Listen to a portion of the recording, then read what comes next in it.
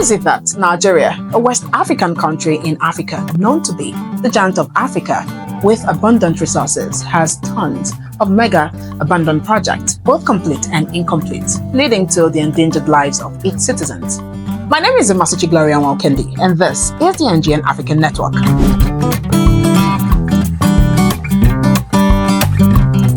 Nigeria is a West African country with tons of natural resources and human resource, considering the population density stands at over 200 million, with able-bodied men and women making up more than 50% of this density.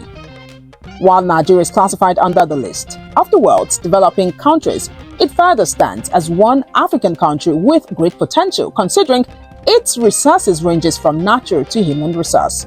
No wonder it's called the giant of Africa. Of course, Nigeria is known to be the giant of Africa, but is it living up to expectation? How do Nigerians feel about their country being regarded as the giant of Africa? Well, I know that Nigeria is only giant in population. There's nothing else giant in. Beyond population, Nigeria is a colossal failure on a lot of human development indices. And I'm really ashamed of what we have done in Nigeria and what we are doing in Nigeria. My own interest is anchored on the need for us to work together, various stakeholders, to be able to optimize results for Nigeria and do things that will take us out of the mass poverty and the mass impoverishment that the political elite have brought the Nigerian people into. So Nigeria is a country that is in dire need of sincere efforts on all sides to improve on our outcome, be it education, healthcare, financial inclusion, and all that. Nigeria is a failure in all of this, but we have opportunity to work to get ourselves out of the box. Are we still the giant of Africa? But in the midst of everything that's been happening in the country, but I still consider Nigeria as giant of Africa. Reasons like we have large population, we have rich cultural heritage, and we have natural resources like gas, oil, minerals. I know there's a whole lot going on in the country now, but I believe our economy is still strong. We have strong economy. So with all these reasons, I believe Nigeria is still the giant of Africa. When you say Nigeria is giant of Africa, you need to define the area of giantism. You need to be very emphatic and particular on the area Nigeria is a giant of Africa. If it is in economy, you say yeah. If it is in governance, if it's in economy, if you say okay, it's in population, then you can say Nigeria is a giant of Africa. But you don't generalize that Nigeria is a giant of Africa without being specific. That is a contradiction. When you look at in many contexts, when people say Nigeria is a giant of Africa in a context of population, not in a context of military, not in a context of economic strength, not in a context of good governance.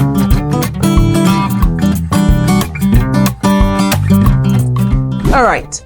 While that video clip, shows how angry and bitter Nigerians are, you might wonder, are opportunities, favorable conditions being provided for Nigerians? Or better still, ask yourself these questions. Are political leaders in Nigeria doing right by the people? But before I let you in on the caliber of political leaders in Nigeria, there is need for you to understand the situation when it comes to opportunities and favorable conditions being made available for Nigerians.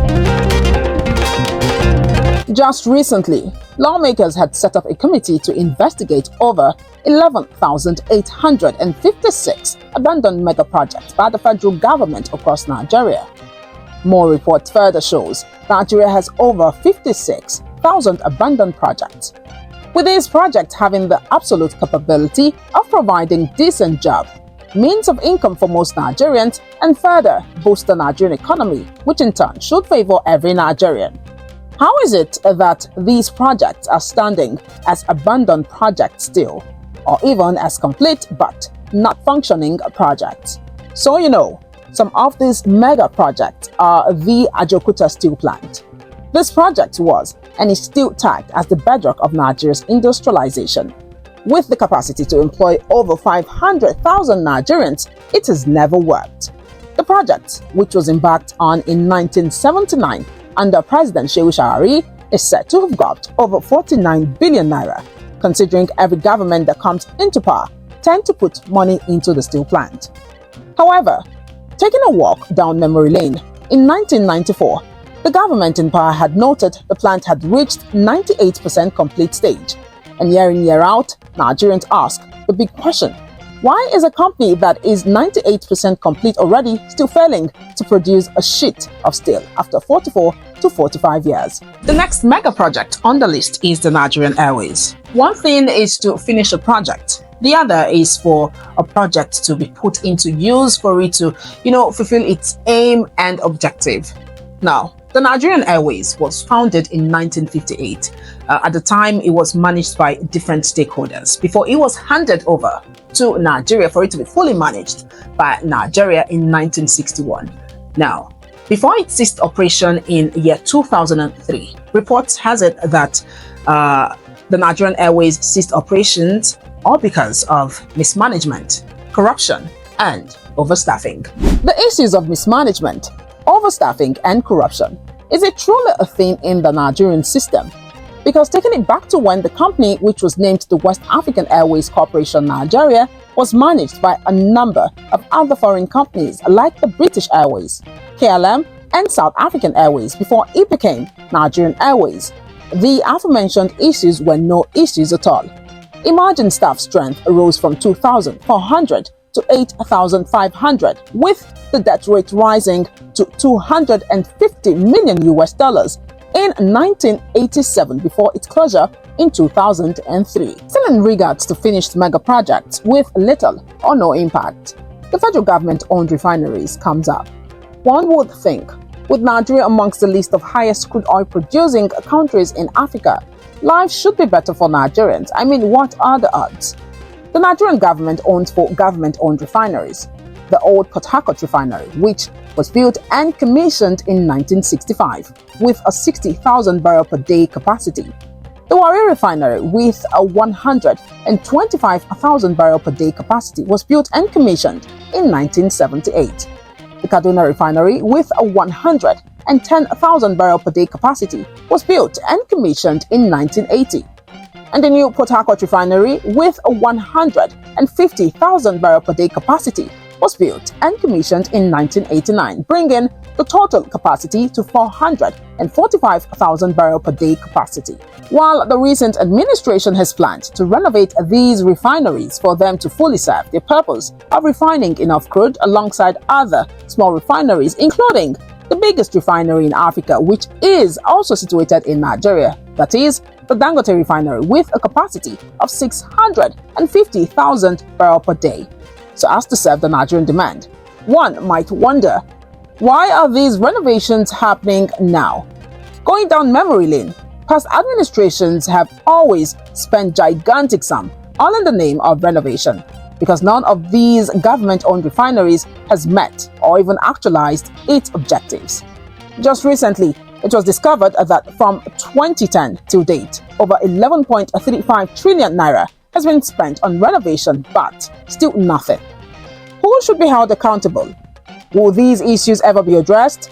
On a daily basis, Nigerians see the opportunities which, if harnessed properly, would change their lives and economic situation of the country. With all this laid out, is Nigeria to be regarded as the giant of Africa still? Mind you, money that has been put into renovating these refineries over the years is capable of building a refinery with the same capacity as the 20 billion US dollars Dangote refinery, which is the largest refinery in Africa. Do you suggest regarding changing the Nigerian situation? Just recently, most Nigerians embarked on a protest, which was tagged #and bad governance in Nigeria protest. This protest was embarked upon regarding the issue of hunger, hardship, insecurity, and underdevelopment bedeviling the country. But guess what?